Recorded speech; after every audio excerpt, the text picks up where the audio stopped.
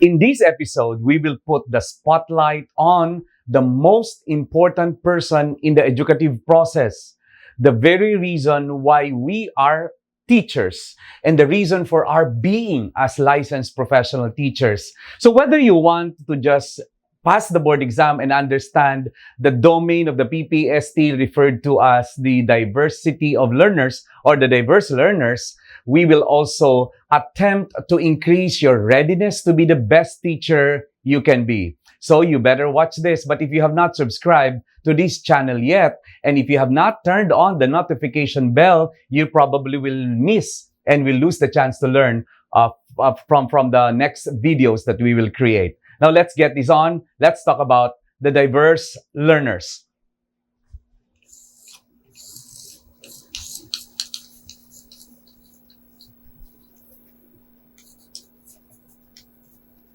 Okay, the teacher should appreciate every person in that classroom. And that diversity of learner, okay, or the diversity of learners, all right, is anchored on our respect. All right, we need to respect and is anchored on the celebration of the uniqueness. That's the magic word. The uniqueness. The unique individual that we find among all the students. There is always that uniqueness and the magic word of individuality. Okay? The children we have in the classroom are not little adults. They are unique individuals. They are individuals. So no one in the world is like them. So what teachers need to begin with is to be able to respect and celebrate. In fact, that celebration of diversity is going to be a tool to even improve the learning experience. Now, these learners that you have to respect these learners. And such respect will have to extend to their gender. Okay, now that's gender versus sexuality, sex versus gender, who are transgender, who are transsexual, who are, homosexual, bisexual, pansexual, and the other talks about sexuality. And the transgenders, we have to understand them. If you want more detailed discussion of this, you have to go to the review and you have to learn more about this. Because, when you speak about sex, you're not only talking about the chromosomal, hormonal, or even gonad or the sex organ. Okay, but when you speak of gender, it becomes even better. The LGBTIQ, okay, who are the intersex, who are the transgender, who are the transsexual. What are the differences among all these terms? And, children as they may already have gender roles, gender preferences, gender identity. And in this modern age, gender is never an issue to teachers who should be gender sensitive. And gender sensitive teachers are those who can respect the learner's gender. Of course, learners also have different needs. Okay, some of the students who would come to the classroom have not taken breakfast. Some of them witness parents fighting over breakfast. Some woke up without parents. All of these are different needs. Okay, of course, every child would have different strengths. Okay, they have different strengths. Some are good in math, but not good in English. Some are good in English, some are not good in math. Some are actually not good in the academics, but put them in a garden, they have beautiful expression of who they really are. They may not know English or math, but they can be as strong as Manny Pacquiao or as strong as Haidalin Diaz. You can just imagine that they have different strengths. They also have different experiences. And you know what? These experiences that they bring in the classroom creates that diversity and that beautiful diverse sources and experiences of learning opportunities from each other. If you have 40 students in the classroom, you can just imagine bringing in 40 different experiences.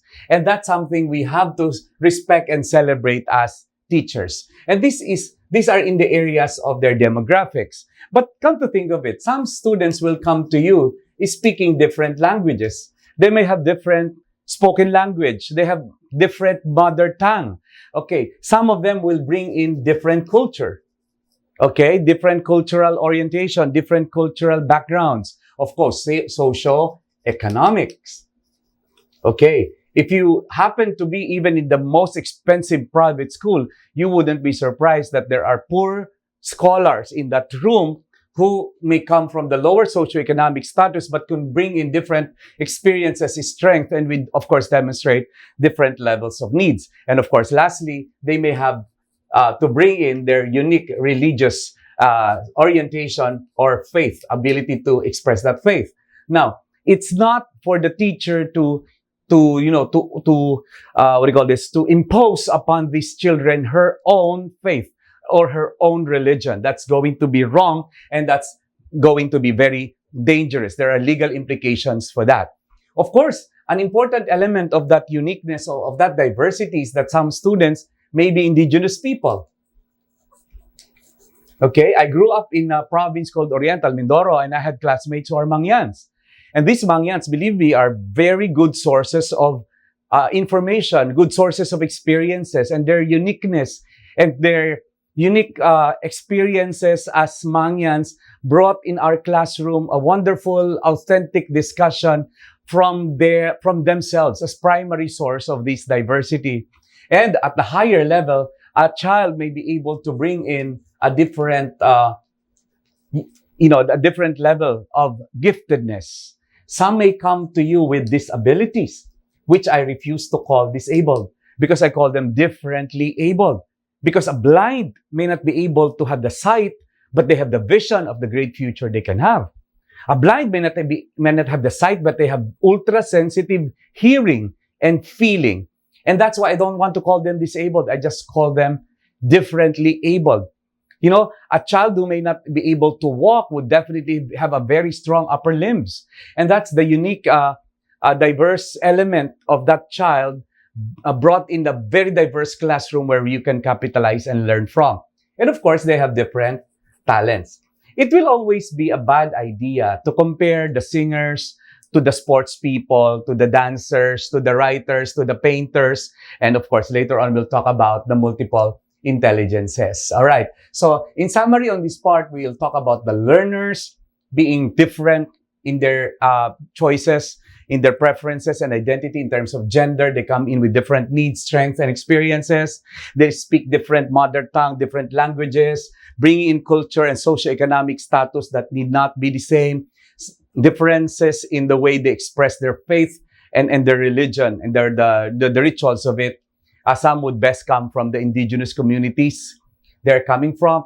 Some would come ultra gifted, very intelligent.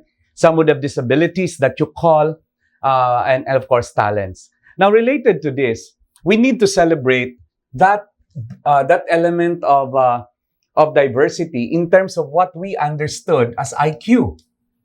Okay? In terms of what we remembered as EQ. Okay? They have different levels of that. Of course, every child with different experience will demonstrate a different AQ. And that diversity will also remind us that they may come in with different levels of SQ. Now, what are these? IQ, of course, we know equals the mental age over the chronological age. Okay, the chronological age times 100. Okay, and this is where, where the average IQ, okay, where the average IQ will be that part of the curve where they are. Okay, it's around, okay, if your IQ is 90, that's going to be okay. 80 is going to be okay. 90 to 110 to 120 is the normal IQ you may find in the classroom. But in the classroom, you may have the gifted with IQ of 140, which is going to be genius, or a little lower than that, like 70, which is in the borderline of the mentally, the intellectually challenged children. Okay, when we speak of EQ, the introduction of Goleman introduced us to the intrapersonal and the interpersonal, okay, competencies, okay, which is about about emotion. Okay, something that you're not born with, but something you can learn about. And the intrapersonal competencies, awareness. Are you aware of your emotion? Okay, can you regulate or control that emotion? Okay, do you know the motivation why you're using such emotion? Okay, this is the theory of Goleman in EQ. And as far as the interpersonal competence is concerned, this is where you will talk about empathy. Are you able to feel what others feel? Okay, are you able to establish good social skills? Are you able to make pakisama? Okay, now, then, later on, Stoltz introduced the AQ. Okay, Stoltz. And AQ gave us the mnemonic core. Okay, adversity quotient refers to what everybody would talk about now as the magic word grit. Okay, do you feel grit? No, but I mean, are you resilient? Do you face adversity to make you strong or weak? Okay, of course, it talks about how can you control your adversity. Okay, what is the origin of that adversity? How far-reaching is that adversity? That's important. And lastly, how are you able to endure and survive such adversity? That's the mnemonic core of AQ. And when we speak of SQ, the spirituality quotient, we're talking about the universal values. Yeah, the universal values which teachers should be able to teach in all subjects they're assigned, because these are more important than the content that you may want. This is where you emphasize dignity. Okay? The dignity of man, the dignity of animals, the dignity of living creatures, the dignity of the dead, the dignity of thought, the dignity of people regardless of where they're coming from. Okay? You're talking about freedom. Okay, you know, teachers, even the freedom to choose where they will sit in your classroom is a manifestation of your respect for freedom. Why should I sit here? Why should the child be seated there? Why not there where he or she wants to sit? I mean, before you impose that seating plan, that seat plan that you may have, you have to have a reason, making sure that you don't meddle with the freedom that they are so entitled to have, and that freedom that you should enable them to respect and teach. Okay, as well. Of course, justice. Justice is being fair. And that begins with the grade that you're able to give the child. Are you giving grades based on justice? And of course, equality. Equality. All right, everyone in that classroom is equal. Okay, and they are not measured by their weakness. They are measured by their strength. Now, related to these diverse learners. And by the way, in the classroom, we are so oriented in the old school where only the EQ matters. But mind you, the IQ matters. But in the modern times, we realize that IQ can get you a job, but EQ can get you the promotion. You know, IQ can make you a valedictorian, but EQ can make you successful in life. But more importantly now, with the kind of pandemics and other adversities that will come our way, adversity quotient, resiliency became the talk of the town because of the pandemic. And of course, the SQ, which is the universal values that they should be able to carry as they navigate life. Now, because of these diverse learners, teachers should be reminded that they should be able to use a wide variety of techniques. And this will come in forms of teaching techniques. Your tasks, you should also provide for a wide variety of tasks. It couldn't just be all written essay all the time, because not every child is capable of linguistic intelligence. You know, you may want to make them dance it or write about it or paint about it, or even tell a story about it, or even just reflect about it. Why? Because later on we'll talk about multiple intelligences. Of course, the processes should also be coming from a wide variety of it. The processes. It just couldn't be lecture all the time. It cannot be reporting all the time. It cannot just be copy the board all the time. You know, all of these should be anchored on variety. And the reason why you want the variety is because you acknowledge that you have very unique and very diverse students in that classroom. And lastly, of course, you will also require them a wide variety of products. And that's why in our assessment, as we will talk about that in the future, our assessment should not always be the traditional assessment, because that's why we have performance, that's why we have portfolio, and that's why we have all these products that you may want them to do, so that you're not just focused on the paper and pencil traditional type of assessment. That's part of the respect that we want to give our diverse learners. And finally, on this part, I would like to talk about what you call differentiated teaching. Okay, differentiated teaching. Okay, and such differentiated teaching will use that variety, as I talked about earlier. It talks about that variety of techniques that you employ, a variety of requirements, a variety of assessments, a variety of processes, variety of products that you want them to create. Okay, and this should remind us about the multiple intelligences.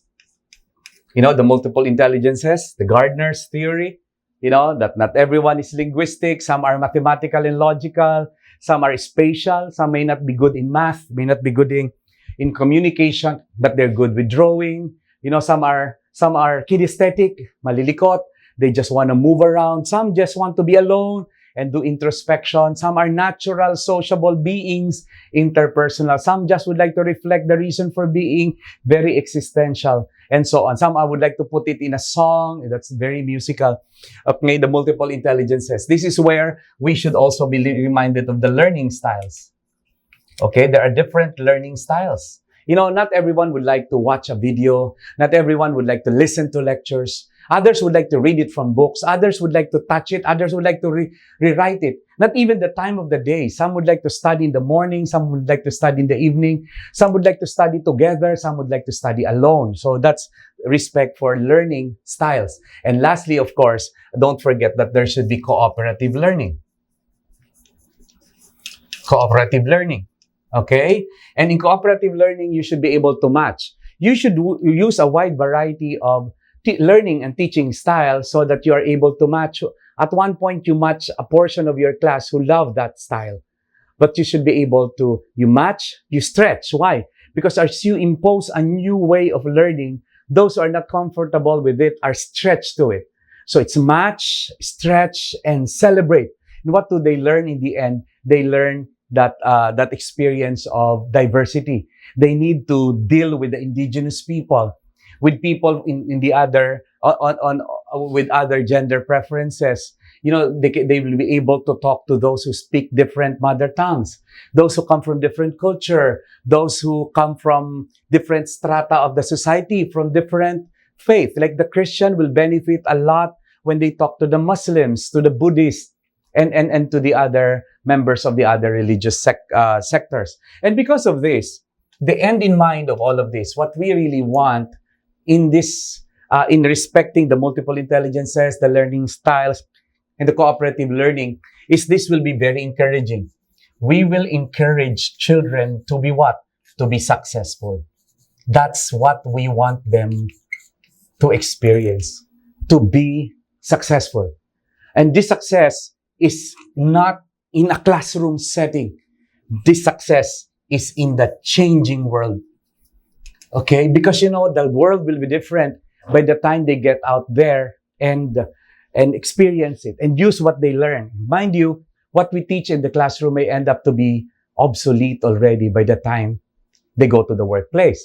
So what is more important is to make them feel that regardless of who they are and what they are, what their choices are, what their circumstances are, whether they come from different difficult circumstances. I'd like to add it here. You know, because some are in areas that are remotely, geographically far, okay, geographically disadvantaged, okay, you know, some are even worn, torn areas. areas where there are conflicts, there are armed conflicts. These are difficult circumstances where teachers will have to make them successful. Not for who the teachers want them to be, but for the individual and the unique person they are. And that changing world is both local and global. Remember the concept of local, global, and local. And in a classroom where a teacher is able to celebrate, embrace, and respect the uniqueness and the individuality of a child, not only in the way she thinks, not only in the way she communicates with them, not only in the way she teaches them, not only in the way she assesses them, but in a way that will make them feel good about who they are. The Mangyans should be made to appreciate that they are blessed as Mangyans, bringing in the classroom the tribal experience in the mountains. The deaf, mute will be able to make the class appreciate rather than bully. Appreciate that this deaf mute is able to read lips like no other persons with complete senses will be able to. The blind may not be bullied because the entire class will appreciate that the blind may not be able to have that sight to see, but they are very sensitive in their hearing and in their other perceptions. Imagine how beautiful a classroom will be when the straight men and women that the society defines become friends to gays and lesbians and the bisexuals and the other types of gender they may want. There's not going to be bullying if it comes from the teacher that everybody's unique, bringing in unique strengths, unique experiences, and unique value in the classroom, which, by the way, will benefit more from diversity. So believe that the diversity is even an advantage. It's never a disadvantage.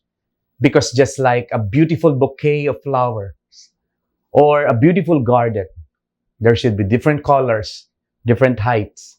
And the beautiful color of the rainbow, it's not one color, but we see the rainbow at the end of the storm to communicate to us in this nature that there is always beauty in diversity. And let every teacher communicate that in that classroom, bringing out the best in every child, because every child is unique. Every child is an individual, not a little adult, but a little potential, not a pail to be filled or a vessels to be filled, but a lamp to be lighted. God bless you all. And remember this, respect and celebrate diversity, because that's what the big world out there is all about. God bless you all.